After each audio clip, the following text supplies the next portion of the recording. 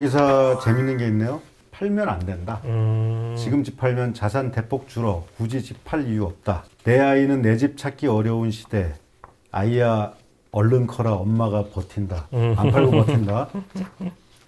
어쨌든 매물이 많이 안 나오고 있는 건 사실이죠. 그렇죠. 거래량이 줄었어요. 매물이 안 나온다는 건 거래가 안 된다는 얘기니까요. 그리고 거래량이 없을 때 가격은 어떤 표준으로 사용될 수 없는. 거래량이 어느 정도 붙으면서 나온 가격이 진짜 가격이지. 그렇죠.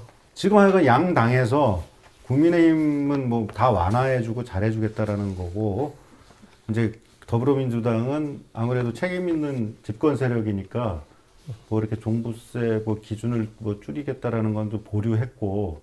책임 있는 집권 세력인지 모르겠는데 책임은 잘 지는지 모르겠는데. 아니 그러니까 자기가 해야 되는 일이니까. 여기도 사실은 막 아무 말이나 해도 돼요 지금. 왜냐하면 자기들이 실행하는 데가 아니기 때문에. 야당이기 때문에.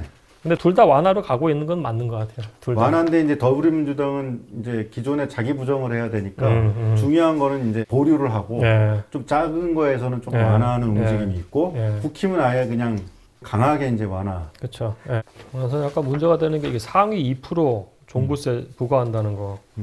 제가 여기서 약간 염려되는 건 뭐냐면은 이거 과세를 어떤 걸 기준으로 할 거냐는 거예요. 저는 이제 이걸 간평으로 해가지고 전국에 있는 집 몇백만 세대를 쭉 랭킹을 세운 다음에 그 다음에 이렇게 때릴 것인지 아니면은 이게 도대체 기준이 뭐냐는 거죠. 저는 사실. 집값은 상위 2% 아닐까요? 공시지가. 그러니까 이게 또 애매한 게 예를 들어 가지고 방배동이나 청담동에 있는 빌라들 완전 비싸거든요. 일반 아파트보다도. 근데 거기는 실거래가하고 또 공시지가하고 갭도 굉장히 차이가 나요. 그러면 거기서 또 우리가 또 여기 공시지가는 과연 믿을만 하냐는 것까지 가요, 사실은. 어떤 데는 실거래가에 근접하게 90%까지 공시지가를 매겼는데 어떤 데는 공시지가가 70%밖에 안 된다고 하면은 사람들의 조세 저항은 어떻게 할 것이며 이거를 줄세기를 해서 상위 2%만 한다는 게 과연 맞는지, 그리고 상위 2%고 상위 2.0001%는 돈을 안 내도 되는 거지 그거잖아요, 사실은. 이게 말이 안 돼요, 지금. 누진제는 이렇게 차등을 두면서 다 부담하되 이렇게 하는 게 맞지. 2%는 어디서 나온 숫자냐고요. 100만 원 차이로 2%에 들어가고 안 들어갈 수도 있겠네요. 충분히 그렇죠. 전국에는 집이 몇 채인데요. 그러니까 저는 사실 이게 그러니까 요즘에 이제 외국에서 트렌드가 되는 게 에이징 인 플레이스라는 컨셉이 있어요. 그러니까 늙어서 돌아가시기 전까지는 그 지역에 살 수 있도록 해야 하는 게 좋다는 그런 개념이거든요. 이제 우리가 돼서 고령화 사회가 되니까 연로하신 분들이 이제 세금을 못 내는 케이스가 있으니까 그거는 이제 미국식으로 우리 계속 얘기했듯이 산 시점 대비 해가지고 뭐 1년이건 2년이건 한 5%씩 올려서 거기에 맞춰서 그 사람한테 재산세를 부과하는 식으로. 왜냐하면 이분들도 그 동네에 살다가 재산세나 종부세를 못 낼 것 같으니까 이제 집을 팔고 딴 동네 가는 것도 굉장히 웃긴 거잖아요. 그럼 그 개념에 맞춰서 이것들 다 바꿔야지. 우리가 계속 고령화 사회가 된다고 하면은 좀 이런 재산세 관련된 정책의 원칙하고 철학에 대해서 고민을 하고 좀 큰 비전을 얘기했으면 좋겠어요. 재밌는 거 하나 또 발견했어요. 양당에서 다 그랬는지 모르겠는데 공시가 상한제를 도입하겠대요. 그게 뭐예요? 공시지가를 이제 감정을 해서 딱 결정하는데 이 이상 못 올리게 하는 이것도 정말 코미디인 게 공시가라는 건 뭐예요? 현재 객관적인 시장 가격을 측정하는 거잖아요. 그러니까 공시가라는 거는 우리가 이렇게 창조하는 게 아니잖아요. 있는 가격을 측정해갖고 자로 재는 거잖아요. 얼마야 우리 지금 현재. 근데 예를 들면 물이 끓어갖고 98도를 온도계가 가리키고 있는데 이 물의 온도는 95도입니다. 이렇게 말하는 거잖아요.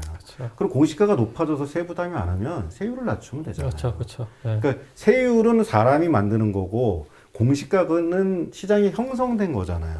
그 측정하는 행위를 왜곡시키면 안 된다는 거지. 너무나도 당연한 논리적인 얘기 아닌가요? 그러니까 별 제도가 다 나오는 거예요 지금. 그러니까 이게 계속 그러니까 큰 원칙과 그런 것들 고민해가지고 바꿔야 될 타이밍인데 약간 좀 조잡한 스킬을 계속 이렇게 가미를 하는 거예요. 결국 계속 누더기를 만들고 있어요. 그러니까 자기가 취했던 목적까지도 다 상실시키는 거야. 자기 부정을 하게 되는. 작년에는 안 그렇기 때문에 올해도 똑같이 했는데 갑자기 내가 모르는 게 바뀌어가지고 어마어마한 세금을 만다 막 이런 일도 생길 것 같아요. 제가 그래서 이런 얘기를 했어요.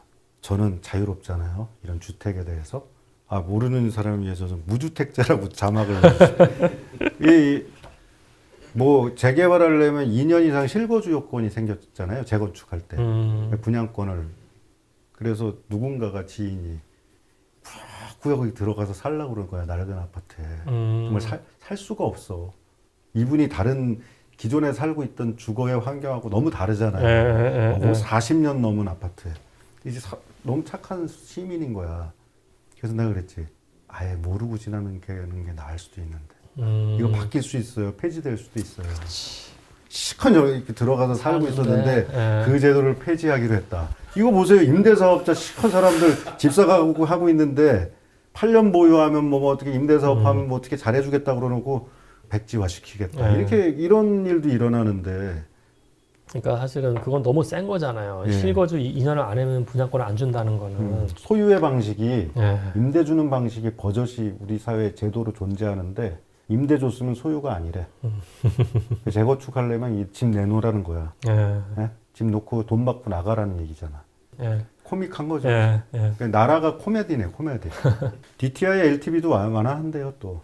양당이다. 그러니까, 근데 사실 이것도 좀 문제인 게 이게 전 DTI, LTV 당연히 완화를 저는 계속 얘기했는데 이거는 사실은 수요를 늘리는 거여서 부동산 가격을 자극해요. 그러니까 제가 저번에도 말씀드렸습니다만 이거는 한 1년이나 2년 후에 우리가 이렇게 할 거다고 계속 사인을 주면 좋을 것 같아요. 지금 하면 이거는 시장 참여자들이 자기들이 너무 불안하다고 생각하기 때문에 많이 달려들 가능성이 있어요. 그래서 양당에서 좀 협의를 하고 정치권에서 우리가 국민들한테 우리가 이런 스케줄로 갈 거니까 조금만 기다리라고 하면 덜 참여를 하겠죠. 좀 디테일하게 뭐 얘기는 하는 것 같아요. 그러니까 그 디테일한 건 되게 좋은데 저는 그게 되게 염려스러워요. 사실 여태까지 수요 다 잡아놨다가 제가 봤을 때 굉장히 불안정한 시기에 변곡점 비슷한 시기에 이런 거를 해가지고 또 누군가가 또 그걸 잡았는데 알고 봤더니 또 사회적 약자고 만약에 정말 이자율을 빠르게 오르는 순간에 그 가격은 어떻게 될 것이며 이 사람들이 버틸 수 있을까. 만약에 그렇게 된다고 하면은 저는 생각한 LTV, DTI도 중요합니다만은 고정금리 우대 프로그램 같은 거, 몰기지 프로그램이 더 정교하게 나와야 된다고 생각을 해요. 대부분이 변동금리로 하거든요. 6개월. 그게 아니고 이 사람들 위한 장기적 몰기지 프로그램 같은 것들을 좀 제대로 그러니까 고정금리 프로그램이 좀 나왔으면 좋겠어요. 만약에 이렇게 물리다가 나중에 큰일 나면 안 되기 때문에. 올 상반기는 어떻게 생각하시나요? 상반기요? 우선은 인덱스 상으로 봤을 땐 1월부터 3월까지 떨어졌었고요. 거래량도 줄고 가격도 서울 평균 떨어졌다가 4월부터 오르기 시작을 했는데 서울은 오세훈 이펙트 플러스 인플레이션. 제가 보는 인플레이션이 효과가 지금 나오는 것 같아요. 가격이 오르는 걸 봤을 때. 그래서 지금은 파월처럼 한은에서 립서비스를 계속 해줘야 된다고 생각해요. 지금 약간 하고 있어요. 약간 했죠. 금리 인상 가능성을. 그거를 이제 주기적으로 해줘야 될 것 같아요. 주기적으로. 심리적인 부분인가요? 그럼요. 우리가 이렇게 할 거니까 대비를 하라는 거는 사인을 명확하게 줘야 되거든요. 그리고 이제 그 하반기의 트렌드는 사실 인플레이션하고 금리하고 이제 또 선거인데 이건 다 선거용 멘트로 보거든요. 다 완화 나오는 것들. 그러니까 어느 정당도 우리가 2년 후에 이렇게 LTV, DTI 규제 완화하게 얘기 안 할 거예요. 내년에 대선이기 때문에 우리 한다 무조건. 이렇게 우리가 할 거고 했다 이렇게 나올 거기 때문에. 가을 겨울에 또 액티비티한 또 부동산 상황이 생길까요? 저는 뭐 아주 많을 것 같아요. 내년 대선이기 때문에. 변수. 변수? 그러니까 일단은 그러니까 약간 상향으로 가게 하는 가격이 오르게 하는 변수들이 생길 것 같다. 그렇죠. 뭐 온갖 거 다 나오겠죠, 사실은. 저희는 어쨌든 대선 관련한 변수가 있다 치면 세계적으로는 어떤 변수가 있을까요? 아니 우선은 미국이 사실은 뭐 지난번 뉴스 나왔습니다만은 월 단위로 최대 폭등했거든요. 물가가. 인플레이션 플러스 저금리이기 때문에. 월 대비가 그렇게 0.9가 오르는 거는 잘 없는 일이에요. 그건 말도 안 되는 거예요. 대폭등이에요, 대폭등. 대폭등했어요, 물가가. 대폭등. 그래서 이게 상식적 수준에서 아마 빨리 올릴 것 같아요, 저는요. 그러니까 인플레이션이 오면 가격 같이 가거든요, 부동산. 그게 미국에서 지금 보여주고 있는 거고요. 그래서 아마 이거는 빨리 그러니까 올해 말 아니면 내년 초에 올린다면 부동산 또 꺾이기 시작할 거고 우리는 그게 시점이 언제냐를 잘 모르니까 저는 그걸 좀 봐야 될 것 같아요. 금리 인상과 테이퍼링.